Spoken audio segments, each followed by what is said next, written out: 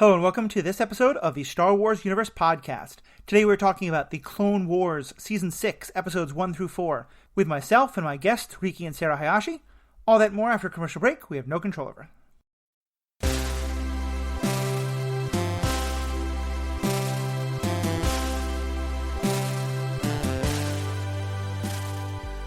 Welcome back. My name is Matthew. I'm super excited to have our two guests on and talk about these episodes. But first I wanted to make two quick announcements. First, and Riki and Sarah, you may have seen this on my Facebook, I'm not sure, but I want to let all of my podcast listeners know, as I am coming to new understandings of myself and my identity, I've started to ask people to use they, them pronouns for me. So just to our listeners, especially if you're referring to me in terms of listener feedback and stuff like that, which I always love, just understand I'm most comfortable being referred to as they or them. So second thing I wanted to say is, as I'm recording this, last night here in the city of Minneapolis, where I live, in one of the suburbs, Brooklyn Center, we had yet another killing of a black man by cops. This time his name was Duante Wright. And I just got back from the protest about that, so my voice is a little hoarse. And, we're going to talk about Star Wars in a second, but especially as, in these Star Wars episodes, we're talking more and more about authority and violence and when that's appropriate to be used and when it's not.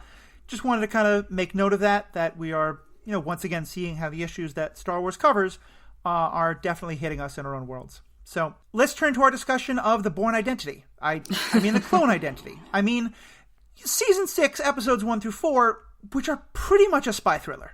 What do you all think of these episodes? This is my favorite story. No.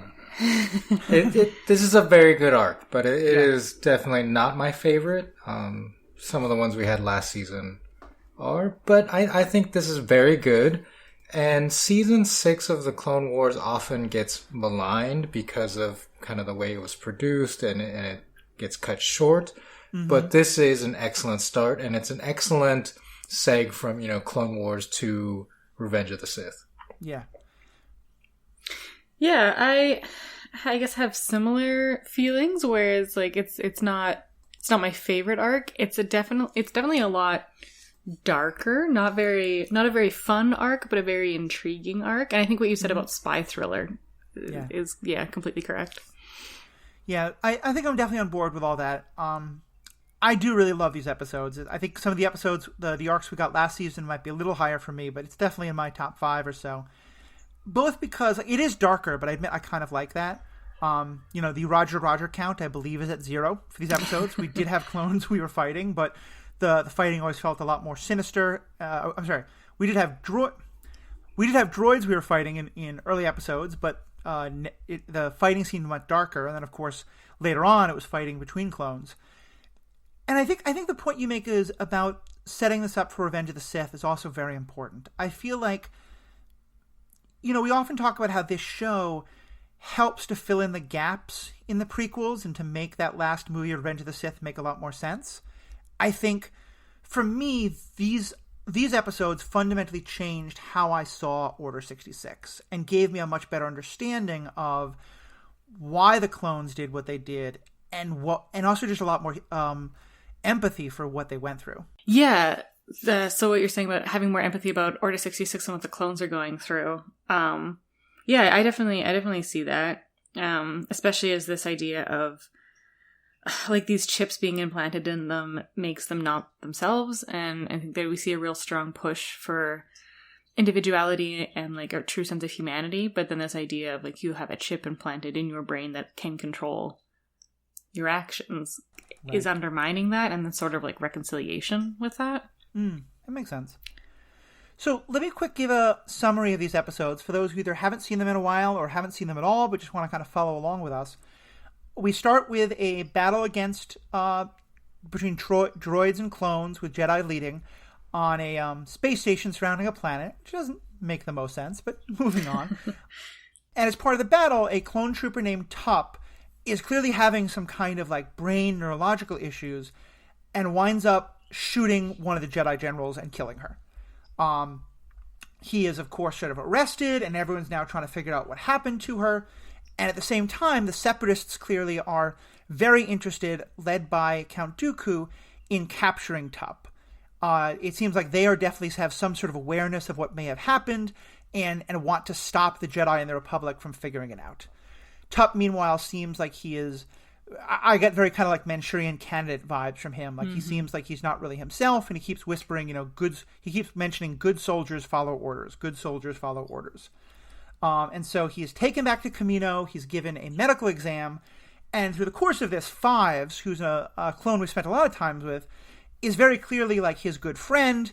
At a very early point, Tup had tried to talk to Fives about what he was going through, and Fives was just kind of like, come on, just be a good soldier. And so I think partially out of guilt of that, partially out of the friendship they have, Fives is kind of going with him the whole way, and being pretty like feisty when the Kaminoans especially don't seem to want to give this the proper attention. And over the course of the story, Fives winds up disobeying orders and kind of teaming up with a droid to get some exams done. They find out that Tup has what seems to be a tumor in his head, which they later learn is actually partially inorganic and that it was clearly inserted. And they then do some more studies, first on Fives himself and then on some of the others, and learn that this chip is actually being inserted into the heads of all of the clones. They confront the Kaminoans about this and talk to the Jedi about it, and the Kaminoans insist that this was only done in order as a suppressor chip, because Jango Fett, who was far too violent to be the basis of good clone soldiers, they wanted to kind of inhibit that aggressiveness.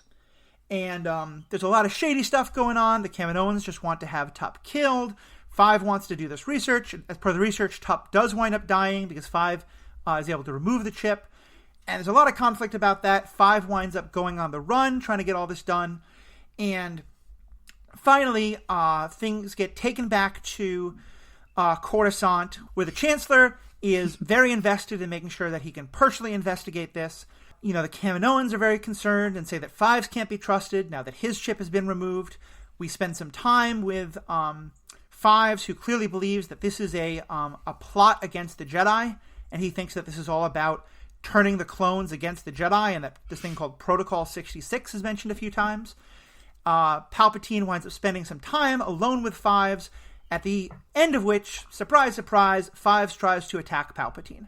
And that's used as justification to say, clearly this means that the chip was actually the inhibitor and nothing else, and Fives is shot as part of the attempt to deal with him as he's attacking the Chancellor at first. And then the Chancellor says, well, I guess it just was an inhibitor chip, all is fine. And Mace Windu says, great, I'm not going to ask any questions, that sounds perfectly trustworthy. And Yoda looks suspicious, but does absolutely nothing. Well, I think the thing that gets me is at the end they're like, oh, the reason this chip malfunctioned is because there was some contaminated water on the planet that the 501st went onto. Right, a parasite of some kind. Yeah, a parasite. So we fortunately have found like the cure for this parasite, or like a vaccine against this parasite. So we're going to inoculate every single clone. Problem solved. And it's just like, I don't know. I feel like we're all maybe a little too familiar with vaccinating massive populations at this point. Mm-hmm. But just the idea that like they're not even like, we're gonna vaccinate the 501st because they were on that planet, but like just everybody. It was really rare. The whole 501st was down there, and only one guy contracted this thing, which obviously doesn't exist. It's just a cover up. But yeah, and then we're gonna inoculate everyone. Seems like a reasonable response. Yeah. Like, what? Yeah. It definitely, to me, was very telling that Mace Windu is just not suspicious of this at all. Because it seems so clearly a fixed situation in so many different ways. Well, and they're just like, well, Sifo Dyas had us put these chips in. He was a normal dude, right? Everyone's cool with him. Ugh. Yeah, and like, they also, when Fives is confronting... So I like this episode because we get a lot of Shakti, who's maybe, I don't know. We don't get a lot of her personality, but I like her a lot just because she's like this like really cool kick-ass lady. She's the Jedi Master who is overseeing the operations on Camino, right? And is from the same race as Ahsoka Tano. Yeah, right. So she's got like she's just like an adult-looking Ahsoka, but she's just really cool. Anyway, And she's like really like treats the clones as individuals, but is still very like we gotta go through with the mission. Like, right. Clearly bad things are happening to him, but she is pushing to get this additional autopsy done, even though the Kaminoans are like, no, we just gotta kill him right now so that we can, sorry, not additional autopsy, additional brain scan. Right. Whereas the Kaminoans are like, no, we have to kill him now before his brain deteriorates so we can do an autopsy and actually see what happens. Anyway, Fives has gone on this crazy mission with the droid, AZ, I think. Yeah. And they've come back, they found the chips, they've pulled the chip out of Fives' head, which is a functional chip, so it doesn't look deteriorated. They have the chip from Tup's head, which is all like black and dead. He's like, see, these chips, they put them in our brains. We found them in these fetus clones. And the Kaminoans are like, yeah, they're just inhibitor chips. That's a normal thing to put in clones. I don't know why you're freaking out about this. Right. Like, just so gaslighty. Mm-hmm. And it's just like... It doesn't help Five's case that he gives off strong Charlton Heston Soylent Green as people vibes when he's trying to convince people of this conspiracy. And it sounds insane. Like, it does sound like a really crazy conspiracy. And it seems like he goes and he escapes. He disguises himself by putting on a hat because he's a clone, and that's an easy disguise. True. And goes to like a clone bar and finds some other guys from the 501st. I think it's like Kix or Jesse that he finds in the restroom. He meets up with Kix. And he's just like, you gotta listen to me, buddy. You gotta get me General Skywalker. I gotta talk to him, see? And he's just like, well, they're looking for you. Just turn yourself in. He's like, no. I know what's going on. Only me. And it's just like, okay, I'll try and arrange a meeting for you. And it's just like, even when he's explaining this to Anakin, he just sounds unhinged. And I mean, he probably is, right? Like, he's uncovered this conspiracy and is probably not dealing with it in a cool, calm, rational way. But... Well, and my understanding was that part of it's just because he's dealing with this, like, huge amount of very upsetting information. Mm-hmm. But also that I do think that, we see both Tups and him, their mental state deteriorate quite rapidly. And I think the implication is supposed to be that chip is somewhat of an inhibitor and is definitely the thing that will be activated to kind of clue on Order 66, but that it is so deeply embedded into their brains and their brain functioning that removing it does kind of lead to the deterioration of their mental powers. It sounds like a superpower, just like, their ability to be cognitive and rational and things like that. So I think it's a combination of all those things for sure. Makes sense. I disagree because that's not consistent with something that happens later in the series, I believe. That's possible. But, I mean, so Fives did have his chip removed very quickly by a robot who's like, theoretically, I could do this. So, I mean, that might have had something to do with it, too. I'm also going to suggest that it's possible that the writers of the Clone Wars over these 7 seasons have not had the highest degree of consistency on some of these things. So I think it's entirely possible. Like, Rigi, you may well be right, and that's something we should talk about when we get to those episodes. But I also think it's possible that they wrote it here as though he was becoming unbalanced from not having the chip, but then just ignored that when they get to those later episodes. Just like, I don't like how balanced do you think you would be if you just uncovered this like insane conspiracy, right? Like, I don't know. I feel like we need to cut Five some slack, maybe. Like, it's not. It could just be that he's just like reeling from this, and is therefore not acting very logically. I mean, part of why I mentioned the protest and the killing that happened here in Minnesota just last night is because the scene where Fives is shot really hit me hard. Because he's clearly trying to say, look, folks, I'm not a threat. I don't want to hurt anyone. I just want to talk. And they're advancing on him in a very aggressive way with weapons up. And he's doing this thing where he's trying hard to say, like, look, I don't want to hurt anyone. I don't want to hurt anyone. But they're being very aggressive. And I think at some point he goes in a kind of a little bit of a defensive position of like, look, I just want to talk, but I'm going to grab this gun to get you to put your guns down so we can talk. And that's, of course, when they shoot him. Yeah. And to me, it just reminded me of, first of all, just all the situations of where cops are incredibly aggressive and then blame people for responding in scared or fearful or fighting back ways. And this isn't connected to what happened last night, but just it happens certainly all the time, when someone who does have some kind of mental illness or something is acting in ways that should clearly be understood by a mental health professional as not threatening, but just unbalanced or whatever it is, but it leads to cops shooting them. So I think for me, that scene was just so tragic and so clearly manipulated by Palpatine to be exactly what would happen, because he wanted Fives dead, and he wanted to prove that it was an inhibitor chip. Yeah, and even like Anakin is getting upset with Fives. He like when they're initially talking, he's like, "It's okay, buddy. Just like put your guns down. We're just gonna have a chit chat. You've put us in this force field. We have no choice but to listen to you. So just like explain things to us." And like Fives is explaining, and then like Anakin starts yelling at him about trying to kill Palpatine.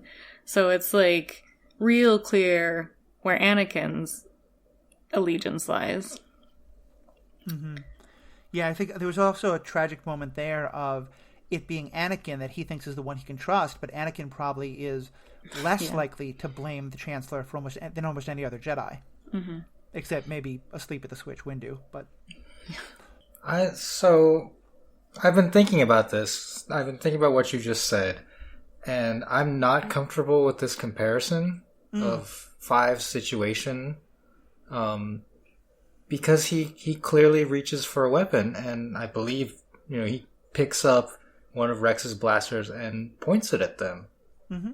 And I'm not saying that if someone has a weapon that homicide is justified, but that is what we see in this episode is very different from what is going on in the world and the way people are being treated when they are unarmed. Mm-hmm. Completely unarmed, and the police are using excuses of we were fearful for our life because we thought they were reaching for a weapon, but they weren't. And like this is such a clear delineation here that Fives does pick up a blaster. So and I have to disagree with you on that point. I think that's a very fair pushback. And I think just to clarify a bit, because I should have been clearer here, I think you're right. The many of the killings we're talking about here are in situations where someone is completely unarmed. I think particularly in some of the way that the response... What I'm more talking about is in some of the ways of the conflicts that have happened between police and crowds afterwards. There have definitely been some instances where cops are being incredibly aggressive, and crowds are sometimes responding in aggressive ways, or at least some small members of them are, but almost always at the instigation and provocation of the police. And so that it's that more limited situation that this drew to mind for me. Because you're right. Sure. What Fives does in terms of reaching for a weapon is incredibly different from when we're talking about the killing of unarmed people. Yeah, and like Fives is a trained soldier as well, right? Whereas like these are just people and they're threatening because of their skin color. I mean, it's notable, I think, that we know that all of these weapons have stun settings, like the blue rings. Yeah. Mm-hmm. And, the troopers that come to arrest Fives did not have their blasters on stun. Mm-hmm. And they shot him right through the chest. Yeah. And on a lighter, cartoons are kind of wacky note, he was shot through the chest, and then he's alive for another 30 seconds and talks to Rex and Anakin. So it's sometimes stormtroopers get shot in the shoulder and go to sleep, but yeah. Fives is tough. I mean, because certainly we never have someone take a fatal wound but survive long enough to say the thing they need to say in live action Marvel or DC movies or anything like that. But it kind of reminded me of Spider-Man at the end of Infinity War. Everyone else goes to dust pretty quickly, but he gets his dramatic 30 seconds with Mr. Stark. I saw a headcanon of that the reason is because his Spidey sense lets him know that something bad's going to happen a few seconds before everyone else, but that seemed like quite a headcanon. I'd agree with you there. I mean, it still got me. I still bawled. Good job, Marvel. Yeah, no, it definitely hit me. Yeah. Going back to the thing about Shakti and the Jedi for a second, one of the things that struck me, and again, because I'm seeing everything in terms of this idea of internalized organizations that are maintaining law and order, doing their own thing and stuff like that. She at one point says, the Chancellor and the Republic have ordered that all of these materials concerning the tumor and stuff like that get transferred to the medical laboratories on Coruscant to be handled in the proper way. And she basically says, yep, I acknowledge that that's the rightful order, but the Jedi want to look at it first, so we're going to do it first, and we're doing that because I said so. And I thought it was such an interesting moment because in this moment, when we as the audience know that shady things are happening, it seems like completely the right thing to do. On a general level, though, it also seems like one more moment of this incredible Jedi arrogance of, we know what's best, we know right, and so we're going to, cut any official, responses that are supposed to happen and just do things our way. Yeah, and like she makes some points about like who the clones quote unquote belong to. Yeah. As well, and like they're like, get the lawyer. Yeah, like they're the property. They're not the property of Kaminoa. They're the property of the Jedi and the Republic, and therefore like, and I think it's mostly just like Shakti pushing back against this idea of the only way we can deal with Tup right now is to just kill him. Right. Like she's very like no. So then when it gets to this point of like, okay, well now we have these 2 tumor samples. Mm-hmm. Let's take them to Coruscant. I think she's still in this like, I don't trust these Kaminoans as far as I could throw them. And well, that's not a good example. She could throw them very far. I don't trust these Kaminoans like at all at this point. And, like their relationship is deteriorated there. So she's just like, I just want to check things out. We should just check this out. Something doesn't feel right here. Right. There's growing mistrust between the Chancellor and the Jedi. Mm-hmm. And this is going to lead to a lot of the stuff that happens in Revenge of the Sith. And I don't know. I'm not sure if Mace is buying everything the Chancellor says, hook, line, and sinker, because that, again, like his character in the future is very distrustful of Palpatine. Right. So either like this is one of the instigating incidents maybe that leads to more him distrusting him, or he may just be playing along, publicly. That's and then possible. Turning around and saying like, this is fishy, like we need to investigate the Chancellor. Yeah. I wish we'd had a moment between him and Yoda kind of as they're walking out showing that, because you're right, it's left so open that I think either of those interpretations makes a lot of sense. I think the way you're seeing it could also totally be legitimate. Yeah, just like a glance between them even would have been nice. Of like, this. Yeah, the response to this is we're going to vaccinate the entire clone army. Okay. Right. Okay, Palps. Like, that sounds good. Yeah. We should. Vaccines are very important. Sure. Yeah, the whole time you're saying that, I'm like, yeah, this episode is all about them using vaccines as a cover to, like, insert people with terrible things. I'm like, oh, no! I don't want to even put that idea out into the world, because that's the worst conspiracy theory out there, at least one of them. But, this is just, like, they're probably just going to inject them with, like, a saline solution and be like, you are now vaccinated against the brain chip disease. Don't worry, Order 66 won't happen. I mean, what? Right. Yeah. Or something to, like, even make the Order 66 thing stronger. Like, who the heck knows? Hand-wavy tech. Well, what did they figure out why Tup's chip malfunctioned anyway? They're just like, it just went off early. I think it's just random happenstance. I mean, it's one clone in millions. Yeah. Right. And you're just going to have something happen. Fail. Yeah. Makes sense. I mean, we've seen that, the Kaminoan process of creating them is literally assembly lines, and sometimes just a defective product comes off an assembly line. Yeah. Oh, geez. The, like, visual of the little fetuses in their Matrix battery chamber was a lot. Yeah. I felt like we learned a lot more about the Kaminoans these episodes, especially in evil.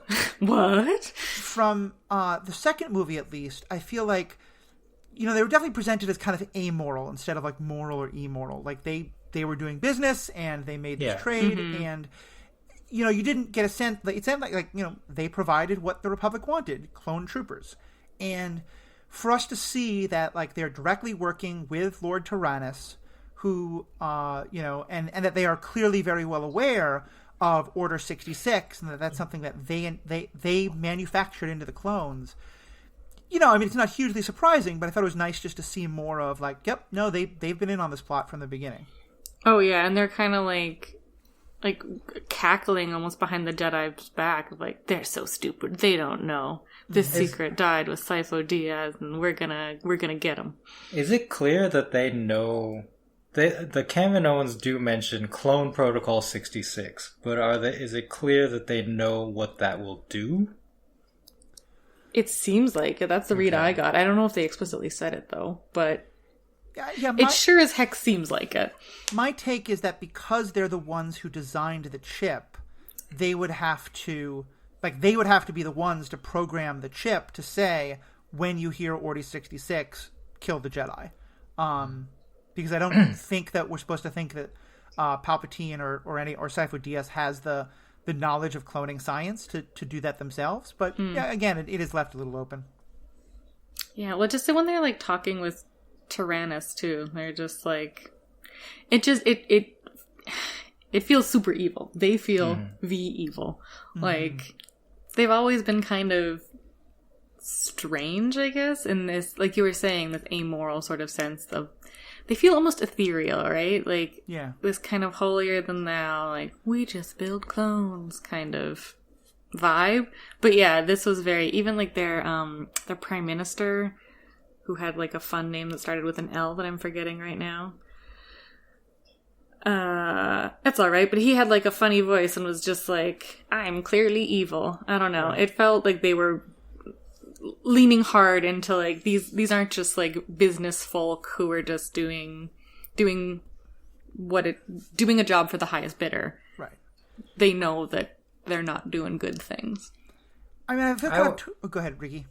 I would have to do a little more digging on that, because I don't know if I buy that Sidious would tell them what was going on, because he's usually very careful about revealing all of the plot, and he has manipulated other organizations, like the Trade Federation and the Banking Clan, to do his bidding, and like, they're evil, but they're not fully like in on the plan evil.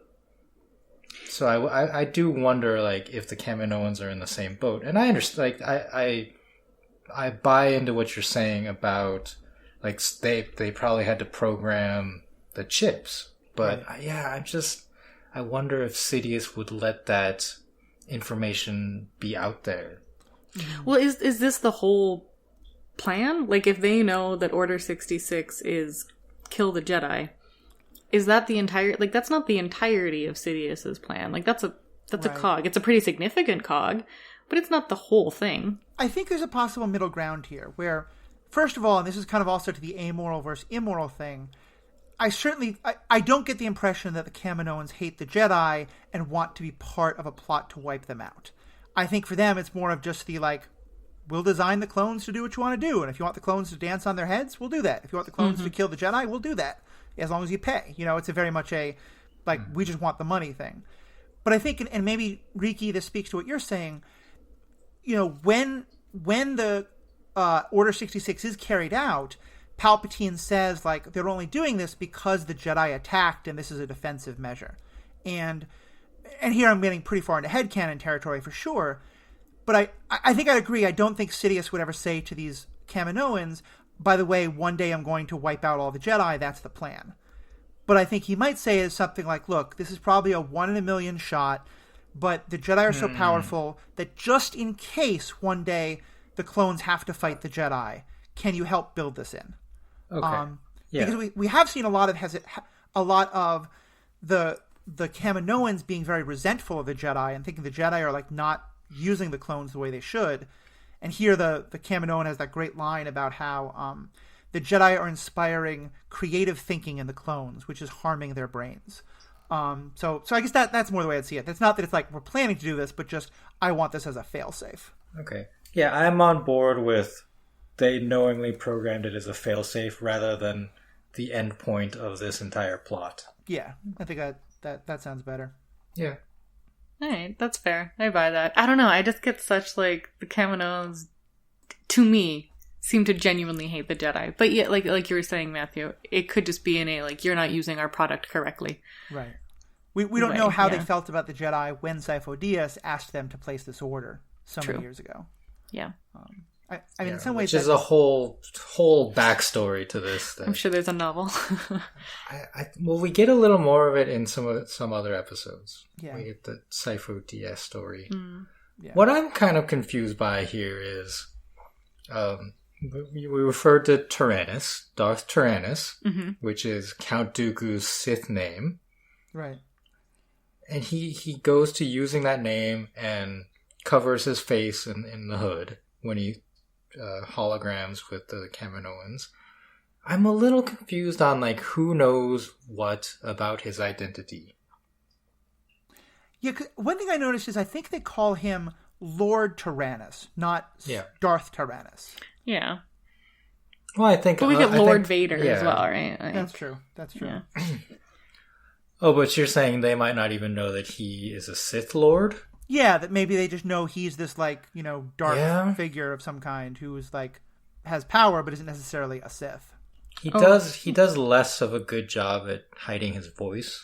Right. Compared to Palpatine. He pretty much just uses his regular voice, I think. Yeah.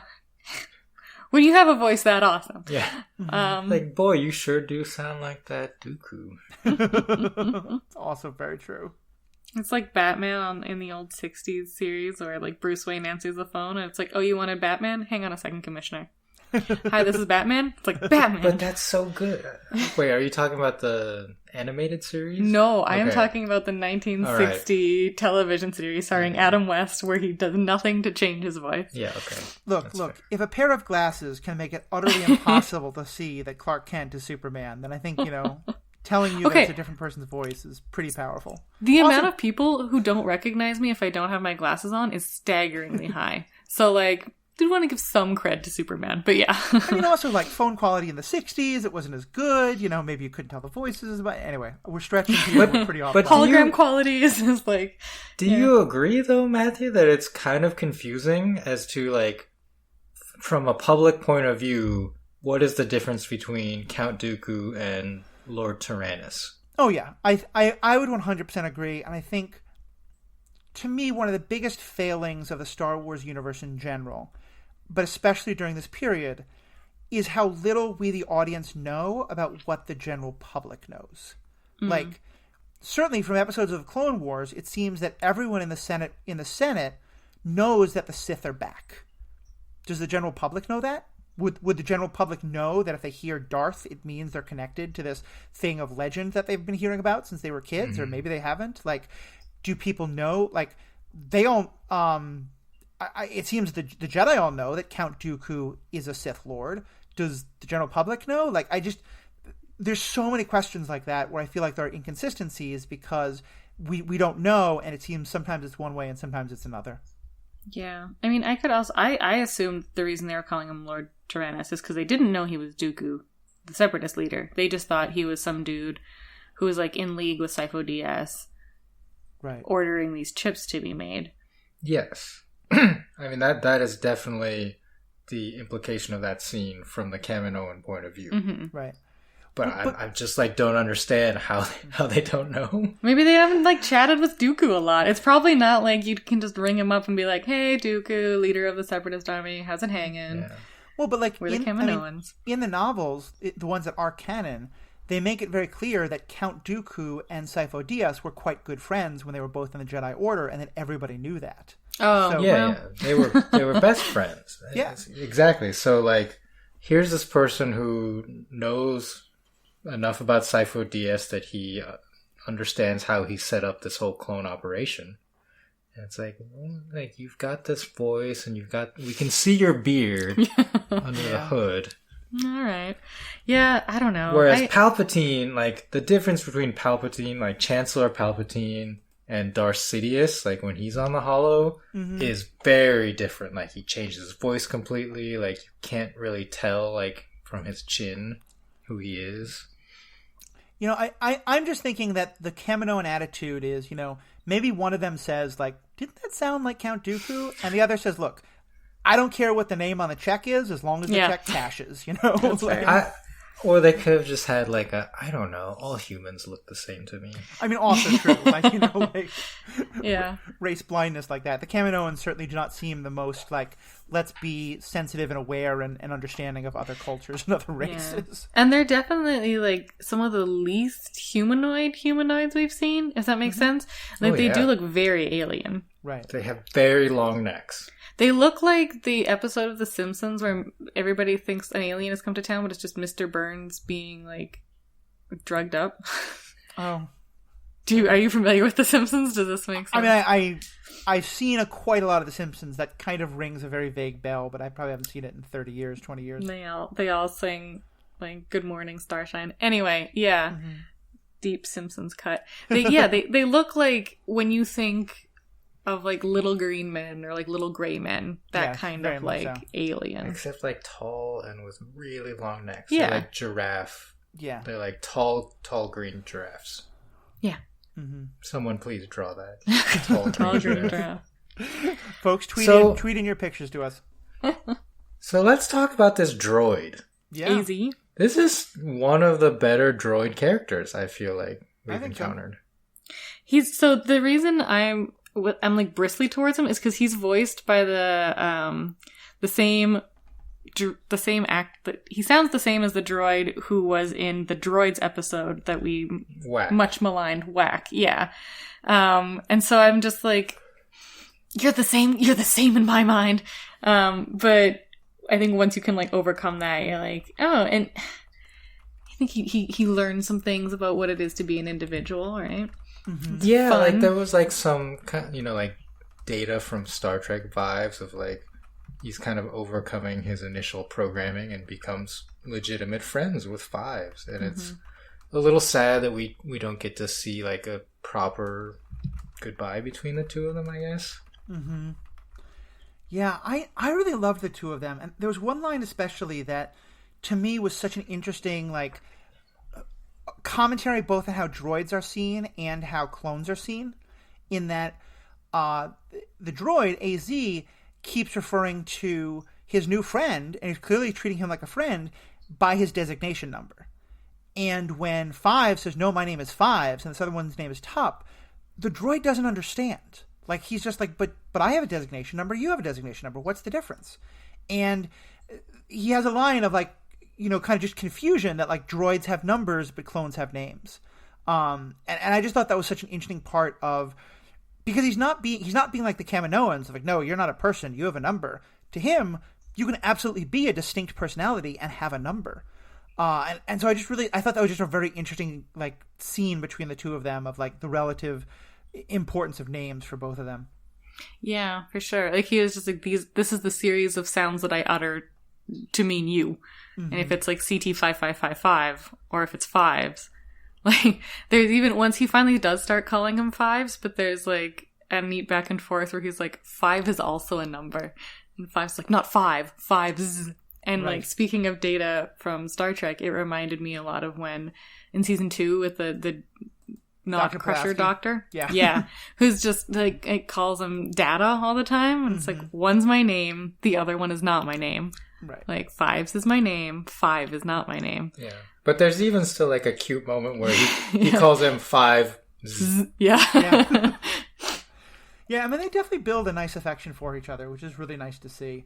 And there's kind of a wonderful moment where Fives decides the best thing for them to do is to jump out of a moving ship into the water together, and then the droid is able to basically become like a water scooter to get them both back. His plan originally was to swim back. Did you see how far he was? And he was planning on swimming back. Well, he asks before AZ like reveals he can turn into a jet ski. Uh-huh. But he asks AZ if he's like, are you buoyant? So I'm assuming his plan somehow involved either like hanging onto him to take a rest or like using him as a flutterboard. But it still would have taken a long time, over an hour to swim back. Yes. Yeah, he's not perhaps exhibiting the best rational thought at that moment. I suppose. And I did like the comedic relief that AZ provided, and it wasn't in the like droid wackiness of Roger. Yeah. Right? It was just like he had some really good moments. Like when they go back in, their disguise is literally just find someone else's clothes because like, 5 looks like any other clone, and this droid is just a droid, so they can very easily blend in. And so they're just walking through like a crowded classroom area, and Fives tells AZ like, act normal. And AZ's like, I do not act normal. La la la la la, so normal. And it's just like, was that normal? Did I do a good job? I was like, for you, yes, that was normal. Yeah. Yeah, I love that because it felt like it was clearly meant to be the comedy moment of the episode, and it was. It was very funny. but it also felt completely in character. It felt two people being funny as they were doing the thing they were doing, instead of like, we're going to stop the movie to tell a joke now, which I think you often get. Yeah, it was just like, he had this similar, like, I don't know, brand of humor as I guess 3PO does to me, where it's like 3PO is just being his delightful, eccentric self. And that is humorous because of who he is as a droid. Whereas, like, similar to AZ is just like being himself, but because he doesn't understand like social mores, it's humorous. Yeah, definitely. A couple of just little things, and I want to talk about fives, but just a couple quick things on the other characters. It's at the very beginning of the episode, and it's not really connected to the plot at all, but I just thought it was a wonderful moment. There's a moment where Anakin captures one of those like super strategy droids who's been controlling the armies that they're fighting against. And he starts to ask him questions, and the droid just says, "I am programmed to resist interrogation." And literally, Anakin just says, "Fine," and decapitates him. And it just was to me like, yep, this is a couple steps away from the dark side Anakin. This is not season 1 Anakin. He has gone to, like, and maybe there really was no way to get any information out of that droid, and maybe, you know, he has that droids aren't people kind of attitude, which I would disagree with, but it's understandable given the war they're in. But it still just felt like a very dark moment for Anakin. Yeah, like this droid is no longer useful to him. Therefore, why don't I force choke him? I mean, decapitate him. Yeah. I think it is a good way to show his dissent. With resorting to violence, but not killing sentient, right, or like biological beings. Yeah, and like at this point, I think so. Clone Wars gets canceled sort of mid season 6. Is that correct? And then comes back for a 7th season, but that was very recently. So, Clone Wars on the network that it was on was actually canceled after season 5. Okay. That was the end. They wrote and animated these episodes that we are watching as season 6, but they were released much later as the Lost Missions as like a bonus. Okay. Yeah, this feels very like we gotta get Anakin to the dark side pronto. Kind of like Anakin's descent is hastening, I guess. And showing it as this, like, I'm not even going to toss this droid aside, I'm just going to straight up decapitate it, as this, like, taking bigger and bigger steps towards the dark side, which is where he kind of, like, needs to get to, right? For sure. Also, just one little complaint moment, and again, this just goes to the inconsistency stuff we've talked about, but at this point, it really does feel like the ability of the Jedi to fight non-Jedi is completely and utterly dependent on the plot. Because we have seen so many times a Jedi being shot by lasers from every literal direction and have no problem, split second, get their lightsaber out and deflect all of them. And here we have a trooper literally run up to a Jedi with a gun to her head. We watch her while she has a lightsaber in her hand turn her head to the clone and look at him, and then he shoots her dead. And it was just like, I get you want us to show you want him to kill her for the sake of the plot, but like that's a dumb way to show it. Well, do you think this is like foreshadowing Order 66, where it's just like the disbelief? Yeah, we're trying to like plant the seeds that actually clones can kill that Jedi are just so amazed at the possibility that they don't think to defend themselves. Yeah, you're talking about like the twins at the beginning, right? The two.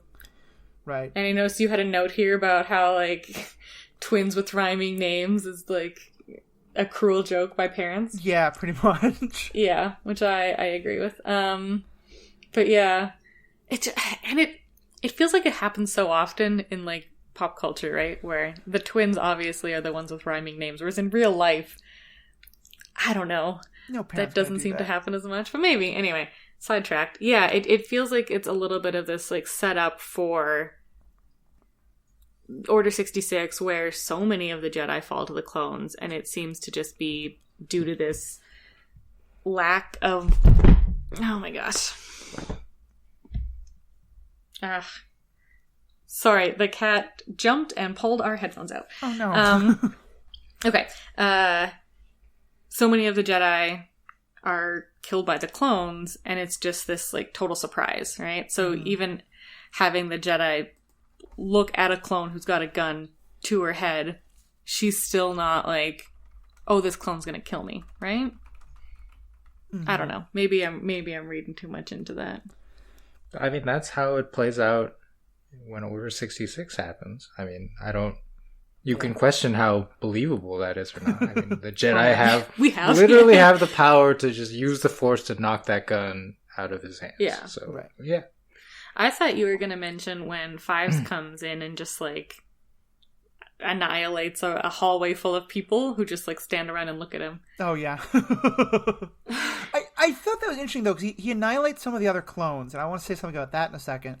But we very clearly see the Kaminoans just stand and watch. Because I think we're supposed to get the idea of, like, the Kaminoans are not a warrior people in the slightest. They are we don't want to get our hands dirty. We hire other people to do the fighting for us. You know, they're not going to try and at all mix it up with him. Yeah, that's fair. It just seemed really OP, I guess. But. For sure.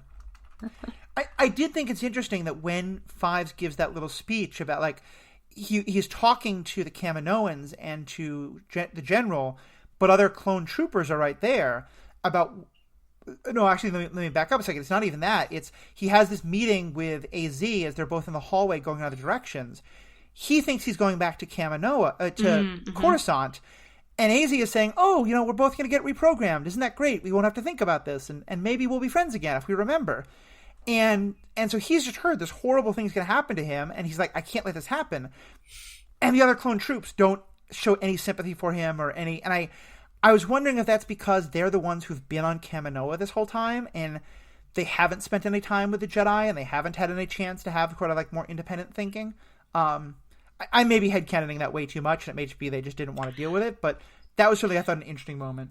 Well, it was a super weird reaction of, like, clearly this, yeah, like you were saying, clearly this guy's been told he's been going to be taken to the farm upstate, but that's not where he's actually going, and we know this, and oh, he's just figured it out, and they do literally nothing, and then he just, like, attacks them all and leaves, and it's just, like, you think they maybe would have, like, tightened their grip on his shoulders or something. Yeah, it was strange. I think Fives' journey is by far the thing I like most about these episodes, because we really get to learn more about him as a character, and his death, I mean, to me, is one of the most tragic we get in this show. Like, I really felt it hard. And I mean, just to start with, I felt like the degree of clearly love and care and responsibility he feels towards Tup, to me, it was very powerful, especially because it wasn't established like these two are the bestest of buddies. It's more just like, I do think Fives feels kind of guilty that he kind of brushed off Tup's initial concerns, but more than that, it's like, this is a guy in my unit, so he is my brother and I need to take care of him. Yeah, and like that's what they call each other brother frequently, right? Right. I mean, technically, I guess they are. They call everyone brother. Yeah, right. yeah. Yeah, but I mean, I think that it builds that sense of, like, camaraderie and right. brotherhood, yeah. I mean, even when Fives has to fight them, there's one who he knocks out and he clearly, like, apologizes to and feels bad about having to fight this other clone trooper, even though that's one who he's never seen before, has been on totally different sides of the galaxy. Oh my gosh. Okay, tangent. But speaking of one he's never seen before, like, when they're looking for Fives, they're just, like, going around to a clone bar and holding up a picture of Fives and, like, have you seen this guy? And it's like, yes, literally everywhere. We all have that face. Like, that is every single one of us. Anyway, yeah. Yeah, that was a fun moment. So I think that's all I had for these episodes. What about you guys? Is there other points you wanted to bring up or talk about? Trench is back, and I'm excited about that. Yeah, that was fun. Yeah.